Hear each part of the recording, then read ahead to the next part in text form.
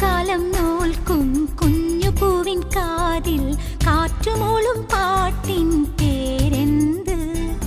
വെള്ളിമേഘത്തേരിൽ വന്നിറങ്ങും പ്രാവുകൾ കൂടുവയ്ക്കാൻ തേടും